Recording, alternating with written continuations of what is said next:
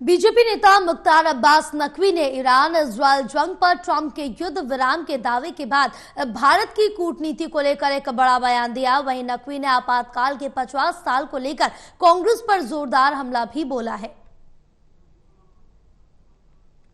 राष्ट्रपति ट्रंप ने Israel Iran युद्ध को लेकर युद्ध विराम का बड़ा दावा किया, लेकिन इस बीच ईरान ने भी बड़ा दावा करते हुए युद्ध विराम को लेकर इजराइल पहले हमले रोके ये दावा किया और इसके बाद बड़ा संघर्ष यहाँ पर देखने को मिला है।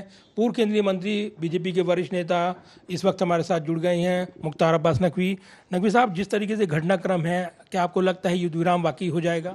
देखिए, भारत की जो कूटनीति और राजनीति है वो राइट डायरेक्शन में है और मैं मानता हूं कि जब भारत की कूटनीति और राष्ट्रनीति जो है वो राइट डायरेक्शन में होगी तो निश्चित तौर से भारत की सुरक्षा, भारत के हितों की सुरक्षा प्राथमिकता होगी और इसीलिए भारत के हित और भारत के हितों की सुरक्षा को प्राथमिकता देते हुए जो है वो सर्वे भवन्ति सुखिनः सर्वे सन्तु निरामयाः के संकल्प के साथ भारत जो है वो मजबूती के साथ आगे बढ़ रहा है।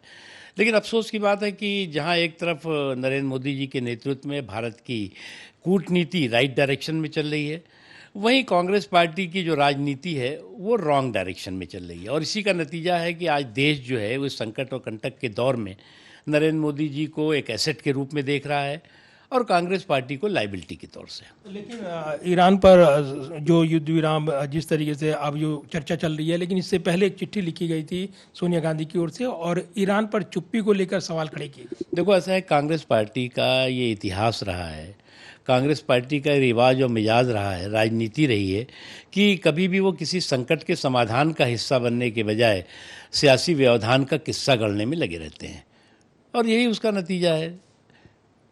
दूसरी तरफ अगर हम देखें तो खास तौर से आपातकाल के 50 साल पूरे हो रहे हैं। कल बीजेपी देश भर में इसको लेकर जाएगी, एक बार फिर याद दिलाएगी आपातकाल के यादों को, काले पन्नों को पलटेगी। तो क्या इसकी पूरी व्यापक तैयारी ये याद दिलाने की मुहिम है जारी रखी? देखिए, इमरजेंसी के दौर का जो जुल्म और जुर्म है, जिस तरह से जो है वो आपातकाल के नाम पर लोकतंत्र की हत्या करने की कांग्रेस पार्टी ने कोशिश की थी, इस कलंक को किसी भी डायनेस्टी के डिटर्जेंट से धोया नहीं जा सकता, उसकी धुलाई नहीं की जा सकती। इस पाप को जब जब आपातकाल की याद आएगी तब तक कांग्रेस के इस कलंक को लोग देखेंगे।